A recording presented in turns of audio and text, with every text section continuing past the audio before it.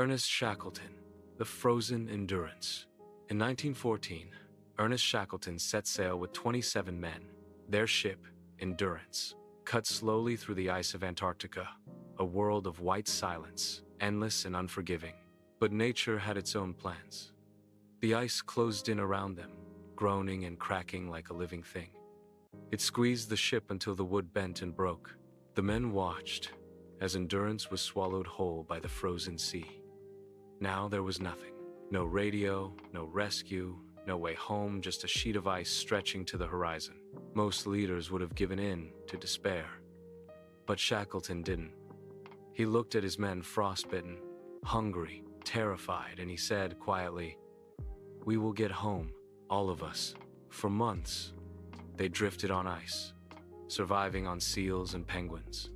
When the ice finally broke apart, they took to lifeboats, small wooden shells tossed on an ocean of storms, through freezing winds and towering waves. They reached a place called Elephant Island, a barren rock at the edge of the world. But it wasn't over. To save his crew, Shackleton set out again, with just 5 men and a single lifeboat, sailing 800 miles across the wildest seas on Earth. They reached South Georgia half dead, but alive. And Shackleton kept his promise. Not a single man was lost. Sometimes leadership isn't about commanding. It's about refusing to surrender even when the ice has already won. Hugh Glass, the man who crawled back. A century earlier, another man faced a different wilderness. His name was Hugh Glass, a frontiersman, a hunter, a wanderer of the American plains. One morning, deep in the forest, he stumbled upon a grizzly bear and her cubs. The beast came at him before he could even raise his gun. It tore into him, his legs shattered, his ribs broken, his back ripped open. His companions found him barely breathing.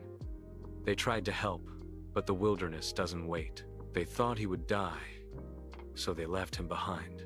But Hugh Glass did not die. He opened his eyes to a world of pain and silence. Alone, unarmed, miles from anywhere. He began to crawl, not walk crawl. For weeks, he dragged himself through forests, over rocks, across rivers. He ate berries, roots, and the flesh of dead animals. He slept under the stars, the earth, his blanket, the wind, his only voice. Day after day, the same thought burned in his mind, keep moving. When he finally reached a fur trading post, his body was broken, but his spirit wasn't. He didn't just survive, he endured what no one believed possible.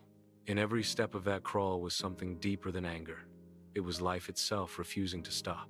Poon Lim, alone on the infinite sea.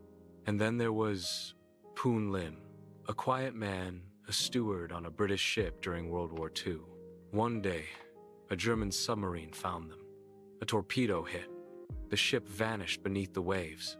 When Poon Lim surfaced, there was no ship, no crew, only endless water and sky.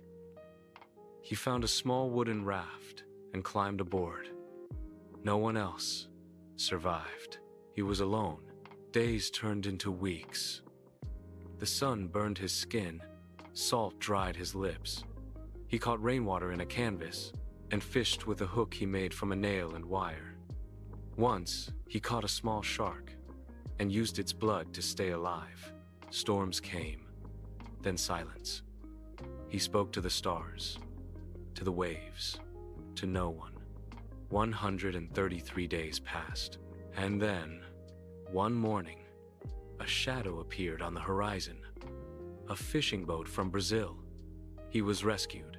Later, when they asked how he survived, he only smiled and said, "I didn't want to die at sea." Epilogue. 3 stories, 3 worlds, ice, land, and sea. 3 people who refused to give up. What kept them alive wasn't strength alone. It was something quieter, something invisible, the simple, stubborn belief that tomorrow might still come. And maybe that's what survival really is. Not winning, not conquering, but holding on one heartbeat, one breath, one small step at a time.